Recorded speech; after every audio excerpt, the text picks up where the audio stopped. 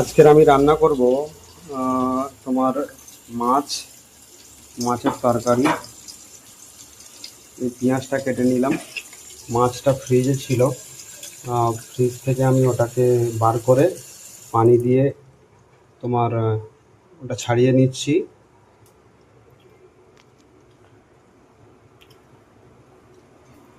তারপরে আমি তেলটি গরম করতে দিয়েছি।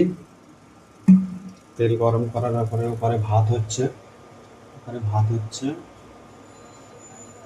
তেল গরম করতে দিয়েছি। তেলটি গরম করা পর্যন্ত আমি ওয়েট করব। এখানে আমি টমেটো কেটে নিয়েছি, টমেটো, লঙ্কা, পেঁয়াজ আর মাছটা আমি নিয়ে নিয়েছি। এই মাছটা আমি মশলা করব। আমি এখানে মশলা নিয়ে নিয়েছি। মশলা নিয়ে এবার মাছটাকে ভালো করে মশলা বানাবো। মশলা মাখিয়ে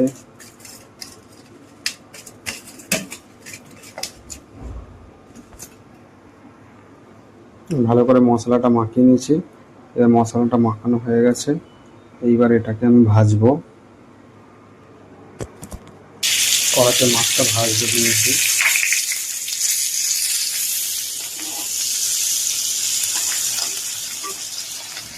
কত কড়া করে ভাজবো মাছটা।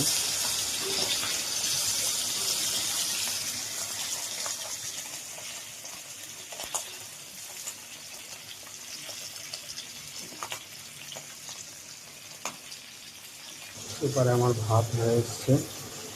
ভাত বসিয়ে দিয়েছি ইন্ডাকশানে। ভাত হয়ে এসছে। যতক্ষণে মাছটা ভাজা হবে ততক্ষণ আমি ওয়েট করব।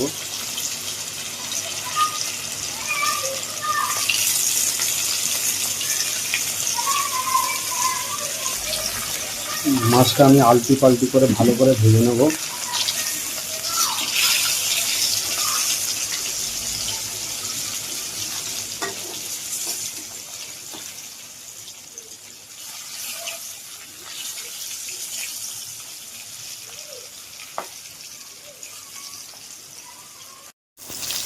এখানে আমার মাছ ভাজাটা কমপ্লিট হয়ে গেছে। মাছটা আরেকবার পাল্টি মেরে ভালো করে নেড়ে মাছটা ভেজে নিয়ে আমার মাছটা কমপ্লিট হয়ে গেছে। এবার মাছটা আমি তুলে নেব। তার জন্য আমি একটা জায়গা নেব। এই পাত্রতে মাছটা আমি তুলে রাখবো। মাছটা আমি তুলে দেবো। কত বড় মাছ দেখো, আমি একা খাবো। মাছটা আমি তুলে নিলাম। নিয়ে এবার আমি এখানে পেঁয়াজ দেবো।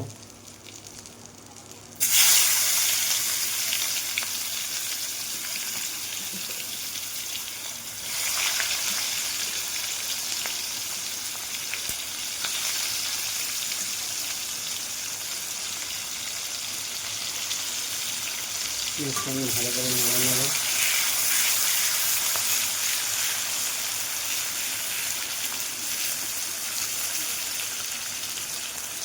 পেঁয়াজটা যতক্ষণে হবে ততক্ষণে আমি আমার ভাতটা চেক করে দেখে নেব। ভাত প্রায় হয়ে এসছে।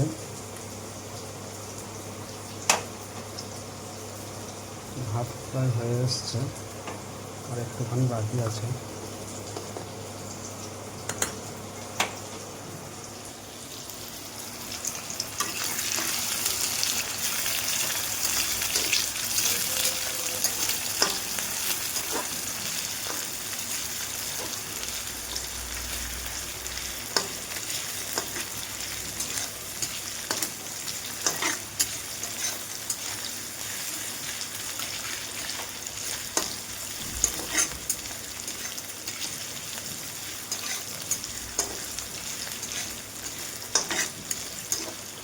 এবার আমি একটু টমেটোটা দিয়ে দেবো।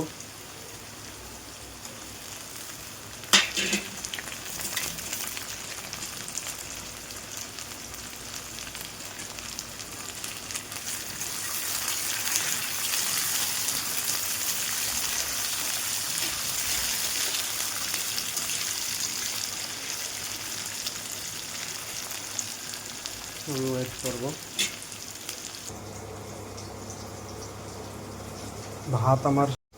ভাত আমার হয়ে গেছে, তাই এবার ভাতটা আমি নামিয়ে নেব। ভাত কমপ্লিট। এবার তরকারিটা করতে হবে। মাছের কালিয়া তো আমি এটা ভালো করে আলটিকে নেড়ে টমেটো একটু সিদ্ধ করতে হবে। তারপরে আমি মশলা দেবো। প্রথমে পেঁয়াজটি লাল মতো করে তারপরে আমি মশলা দেবো। এখানে টমেটোটি হালকা সিদ্ধ ভাব হবে। সিদ্ধ ভাব হয়ে গেলে আমি এখানে মশলা দেবো। আমার ওই মাছের মশলা মিশ্রণ কিছুটা ছিল, সেটাকে আমি এতে দিয়ে দিলাম। এবার আমি এখানে প্রথমে দেবো লবণ, পরিমাণ মতো লবণ দেবো।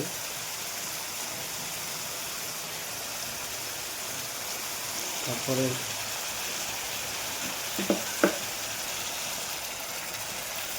এখানে হলুদ দেবো হালকা,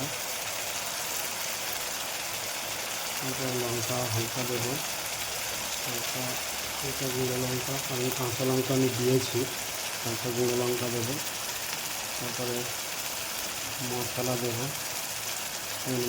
দেবো দিয়ে ভালো করে এটাকে আমি নেড়ে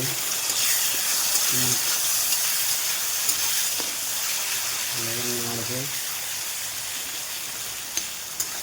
এটা এবার নাড়তে থাকবো আমি। এরকম নেড়ে আমি গ্রেভিটা ভালো করে নেব, কারণ গ্রেভিটা সুন্দরভাবে না হলে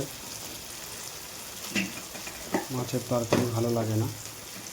এটা মাছের কালিয়া হচ্ছে, তাই গ্রেভিটা ভালো করে সুন্দরভাবে করে নিতে হবে।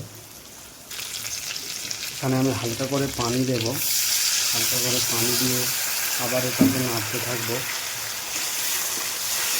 হালকা করে পানি দিয়ে তবে টমেটোটি ভালো করে সিদ্ধ হবে। আমি এটাকে ভালো করে নেড়ে করে মশলাটাকে সুন্দরভাবে বানিয়ে নেব গ্রেভিটা।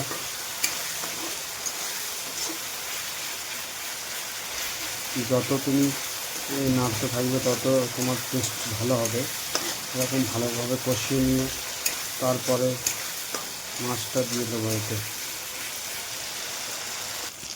আবার হালকা করে একটু পানি দেব, পানি দিয়ে মশলাটাকে আবার নাড়তে থাকবো আমি, যাতে মশলাটা জ্বলে না যায়। সুন্দরভাবে আমি গ্রেভিটি বানিয়ে নেব। কত সুন্দর লাল হয়েছে দেখেছো? আর কি টেস্টি।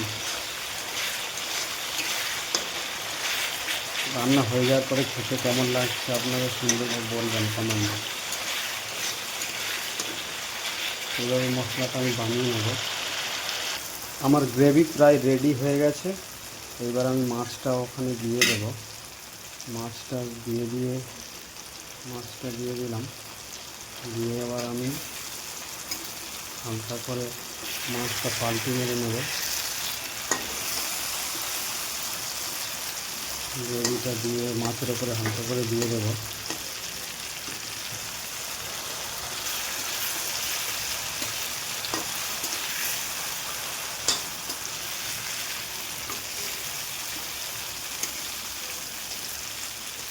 গ্রেভিটা, কারণ আমি একটু পানি দেবো না, কারণ আমি একা খাবো না, সেই জন্য এবার হালকা করে আমি পানি দিয়ে দিলাম, যাতে মাছের টেস্টটা চারিদিকে মশলায় ছড়িয়ে যায়।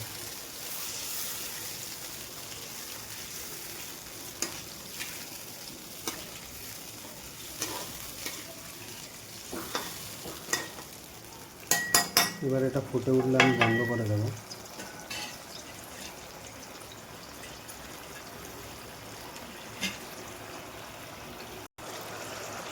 আজকে রান্নাটা কেমন হবে আপনারা বলবেন। এই যে পানিটা দিয়েছি সেটা হালকা মানে একটু শুকনো ভাব হয়ে যাবে, তারপরে আমি বন্ধ করে তুলে নেব। তরকারিটা আমার কমপ্লিট হয়ে গেছে। এইবার আমি গ্যাসটা বন্ধ করে দেব।